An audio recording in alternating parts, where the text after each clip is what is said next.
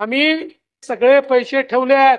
तुझ्या लाडक्या बहिणींच्या खात्यामध्ये पैसे जाणार आहेत. 67 लाखापेक्षा अधिक महिलांना आज आपण पहिल्या दिवशी लाभ वितरित करत आहोत. असंच उद्या, परवा आणि आणखीन पुढचे 2 दिवस असे 4 दिवस रोज महिलांना लाभ वितरण करण्यात येईल. 1500चा हप्ता हा महिलांच्या थेट खात्यामध्ये निवडणुकीच्या नंतर सुद्धा जवळपास 3 ते 4 हप्ते हे महिलांच्या खात्यामध्ये आज वितरित झालेले आहेत आणि त्याची प्रक्रिया सुरू आहे. अशाच पद्धतीने ही योजना पुढेही सुरू राहणार आहे.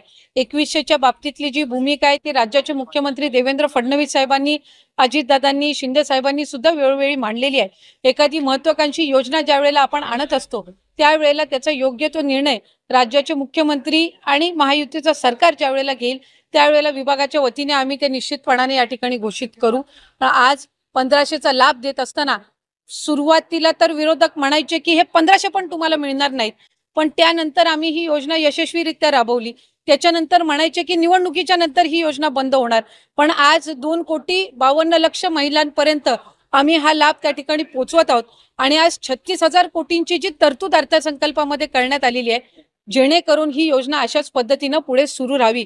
त्यामुळे आम्ही कुठलाही महायुतीच्या सरकारने लाडक्या बहिणींना दगाफटका दिलेला नाहीये. 2100चा योग्य तो निर्णय जाहीरनामा किंवा एखादा ज्या वेळेला तुम्ही वचननामा असतं ते पुढच्या 5 पंचवार्षिक या संबंध या याच्यातून दृष्टिकोनातून तो ठेवलेला असतो. त्यामुळे त्या बाबतीतला योग्य तो निर्णय हा महायुतीचं सरकार हे निश्चितपणाने घेईन. पण आपल्या माध्यमातून मला लाडक्या बहिणींना सांगायचंय की ही योजना कधीही बंद होणार नाही आणि महायुतीच्या सरकारकडून अशाच पद्धतीनं चालू राहील.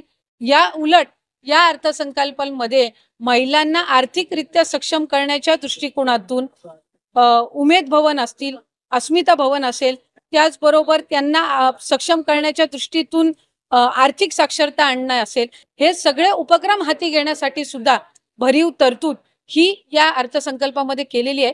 त्यामुळे महिलांना अधिकाधिक सक्षम करण्याच्या दृष्टिकोनातून आम्ही काम करत आहोत.